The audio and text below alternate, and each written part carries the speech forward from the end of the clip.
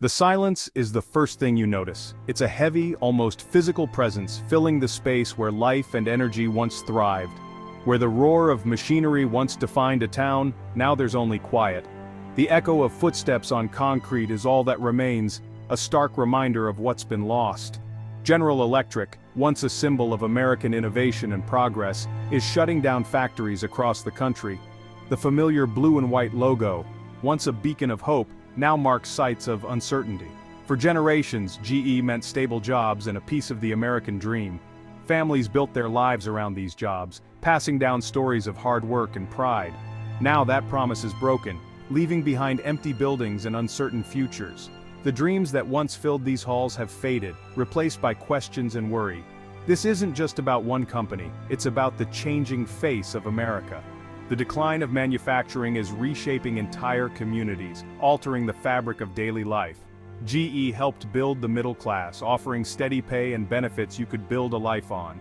These jobs were more than a paycheck, they were a foundation for generations. These jobs supported entire communities, small businesses, schools, local governments. When the factories thrived, so did the towns around them, creating a sense of shared prosperity. The decision to move jobs overseas is a profound shift, raising questions about America's industrial future. It's not just about economics, it's about identity and what kind of country we want to be. The news comes suddenly, one day you're building turbines, the next you're out of work.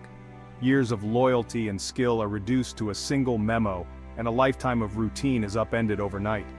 Corporate memos cite global competition and cost-cutting, but for workers it feels like betrayal. The sense of community and shared purpose is replaced by uncertainty and loss. Profits are prioritized over people, and communities are left to pick up the pieces. The ripple effects are felt everywhere, from empty homes to shuttered schools and struggling local businesses. The hollowing out of America's industrial core has been happening for decades, but GE's retreat feels like a final chapter. It's a story written in rust and silence, in dreams deferred and futures put on hold. This was an icon, a titan of industry. Its exit sends a chilling message about the future of work in America. If even GE can leave, what hope is there for smaller towns and companies? We're forced to ask, what do we owe the communities that powered our prosperity? How do we honor the people who built the foundation of American industry? And what happens when a company decides America is no longer the best place to build the future? The answer will shape not just our economy, but the soul of the nation itself. To truly understand the pain felt by so many today, you have to know what GE once meant to America, and to the people whose lives it shaped.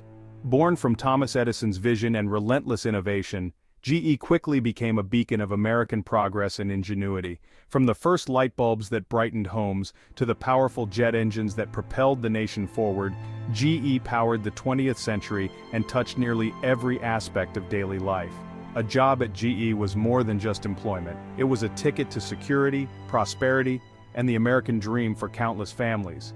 Factories weren't just workplaces. They were the beating heart of entire communities where friendships and futures were built. Generations of families worked side by side, passing down skills and pride, building not just products, but a shared way of life. GE invested deeply in its towns, supporting local schools, parks and teams, weaving itself into the fabric of everyday life. The company set the standard for good wages, strong unions, and generous benefits, helping to fuel the rise of the American middle class. That powerful legacy is what makes today's closures feel so devastating, like the end of an era and the loss of a proud American story. Why is this happening? GE's leaders point to global competition and economic pressures. It's cheaper to build overseas where labor costs are lower and regulations are fewer. Union contracts, once a path to the middle class, are now seen as costly. Trade agreements and tax laws have made it easier to move jobs abroad. The focus has shifted from supporting workers to maximizing shareholder returns. In this new calculus, loyal American workers become expendable. When a GE plant closes, it's more than just an economic loss. It's the unraveling of a community, a sudden crisis that touches every corner of daily life. The factory gates don't just shut on jobs, they close on dreams, on stability, and on the sense of belonging that generations built together. Workers who gave decades to the company are left adrift, their hard-earned skills suddenly devalued, their sense of identity shaken. Many struggle to imagine a future without the work that once defined them. For every factory job lost, several more disappear in the community. Suppliers, local shops, and service workers all feel the ripple effect. Main streets empty out, local businesses close their doors, and public services are cut back. Schools, libraries, and clinics all struggle as tax bases shrink. The loss isn't just financial, it's deeply emotional. Families worry about their future, and the bonds that held neighbors together begin to fray. Pride and purpose vanish, replaced by anxiety, uncertainty, and despair. The sense of security that once came from steady work is gone. Depression and stress rise as neighbors, once friends, now compete for fewer and fewer jobs. The competition is fierce and hope is hard to find. As GE expands overseas, investing in new factories and workforces abroad, American towns are left behind, their futures uncertain. It's a tale of two futures, one of growth and opportunity abroad, and one of decline, struggle, and loss at home. The human cost is written in empty streets and silent homes. GE's story is a wake-up call for America. We can't stand by as our industrial base erodes. Solutions range from stronger trade protections to investing in worker retraining. Community colleges and technical schools must become engines of opportunity. Policies should reward companies that create jobs here and penalize those that don't. The challenge is immense, but America has always found a way forward. Empty factories aren't monuments to failure, they're a call to rebuild. By investing in workers and communities, we can forge a new American dream.